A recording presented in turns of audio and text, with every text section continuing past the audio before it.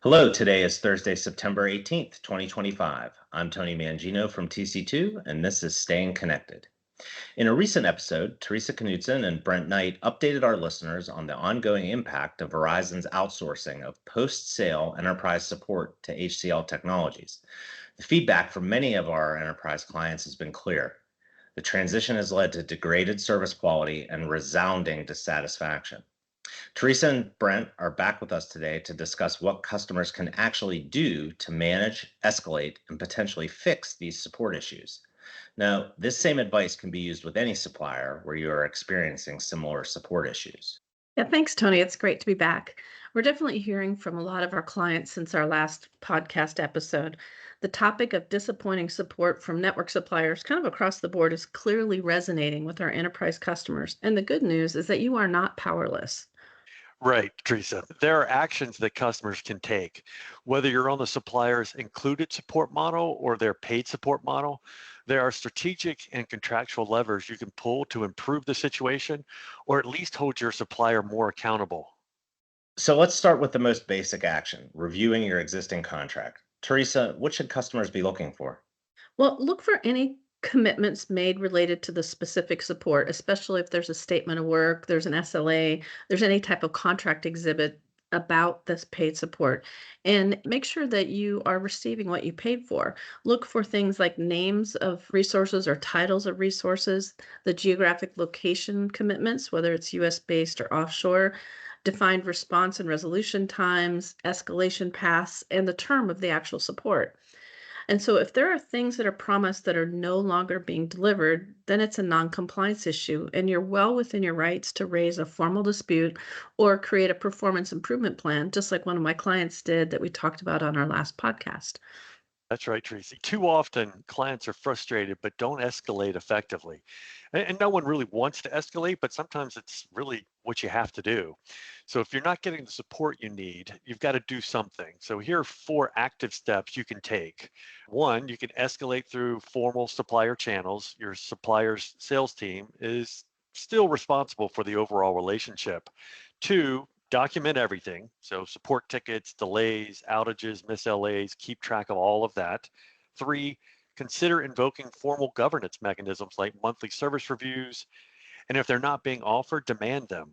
And fourth, maintain a direct line to your supplier account executive and escalate major dissatisfaction or contract breaches to the senior supplier leadership.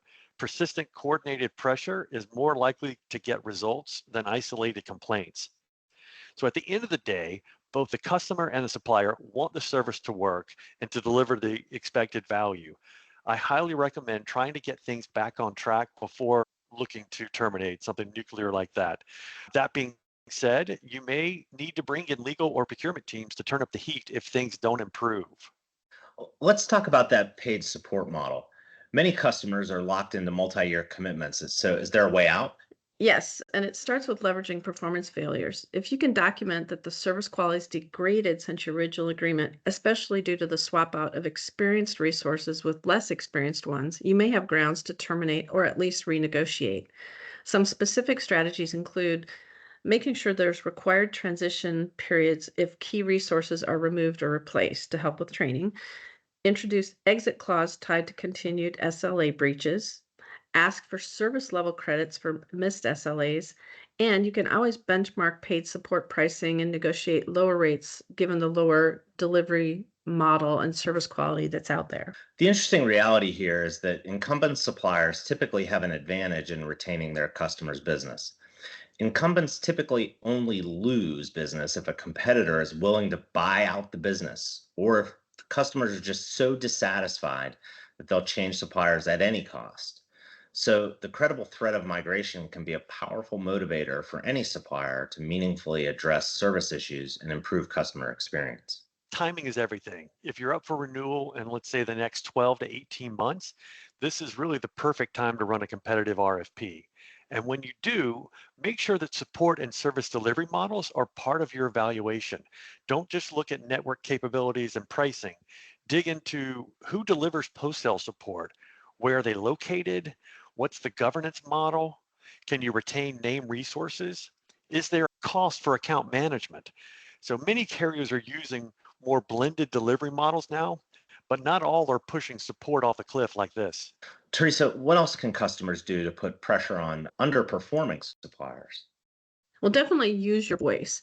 Suppliers care about customer satisfaction, particularly when it affects their revenue. So you can fill out any customer satisfaction surveys or ask for one.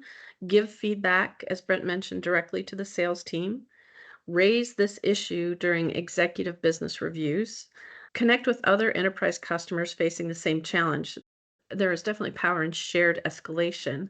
And we at TC2 can help elevate this issue and get your supplier's attention at the right higher level.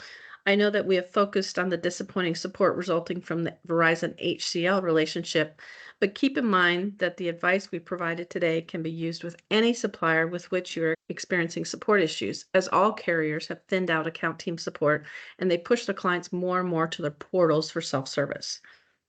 So I'm just going to sum this up. If you're facing poor support, you can review your contract and hold your supplier accountable. You can escalate with documentation, could renegotiate or even exit if support quality has dropped.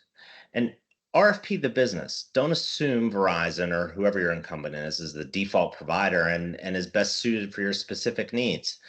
And finally, be loud and visible with your feedback. Exactly. Poor support doesn't have to be the new normal, but doing nothing guarantees that it will be. There are solutions, so don't settle. Thanks, Teresa and Brent. And to our listeners, if you'd like to learn more about how to manage, escalate, and potentially fix support issues with your suppliers, or if you'd like to discuss other technology strategy, sourcing, and cost reduction needs with Teresa, Brent, me, or any of our TC2 and LB3 colleagues, please give us a call or shoot us an email. You can also stay current by subscribing to Staying Connected, by checking out our websites, and following us on LinkedIn.